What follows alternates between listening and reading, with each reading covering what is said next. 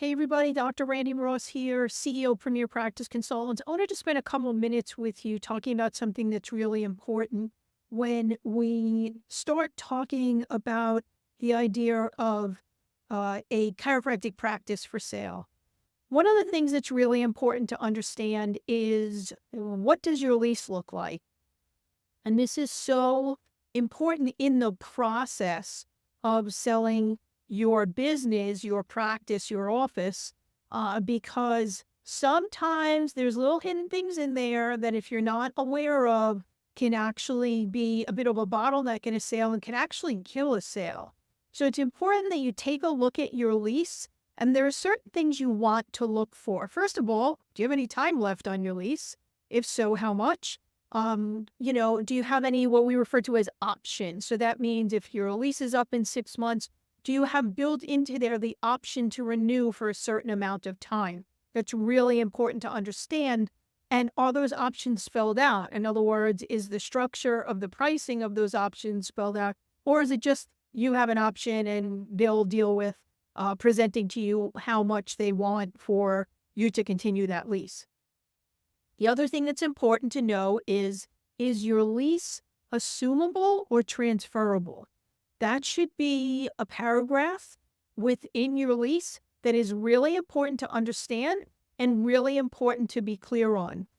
Couple of the things that you want to look for in there is what is the landlord going to require to assume what's left on your lease to a buyer or to transfer it? What type of financials are they looking for? Any other elements that might be important for us to know as we represent your practice for sale that we need to convey to a potential buyer. And when, a chiropractic office is for sale, it can sometimes be a little different than, what we refer to as, corporate stores or chain stores or anything like that. You have to also really look deep, especially if you're in a very big center that is managed by a management company. You might have a giant anchor store there, something of that nature. Like just as an example, in the South, the really big anchor store in a lot of larger shopping centers or public supermarkets. What you need to check if you're not sure is if you assign that lease or someone assumes it, are you still obligated to be the guarantor in that lease for the remainder of what you've already signed on for?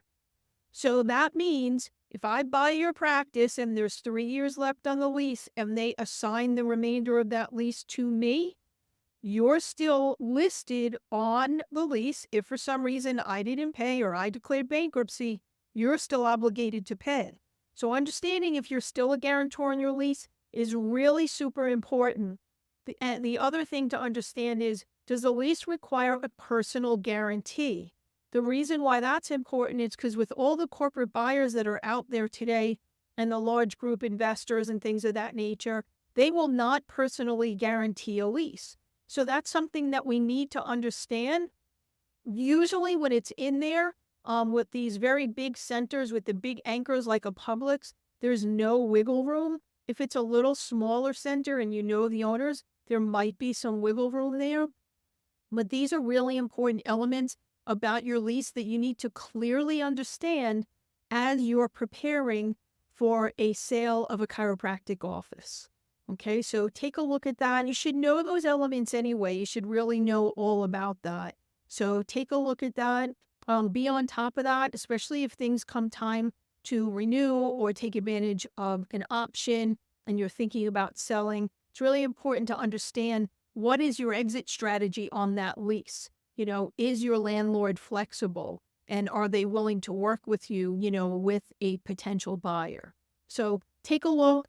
Make sure you understand all those elements. It's just as important in anything else when it comes to the sale of chiropractic office. Show it to a lawyer. They can always help you because sometimes that legalese gets a little twisted and muddy and you don't always understand it. But another really important element of what we do when it comes to selling your chiropractic practice, representing it for sale. That's it for today. Dr. Randy Ross, CEO of Premier Practice Consultants. I look forward to getting a chance to chat with you again in the future.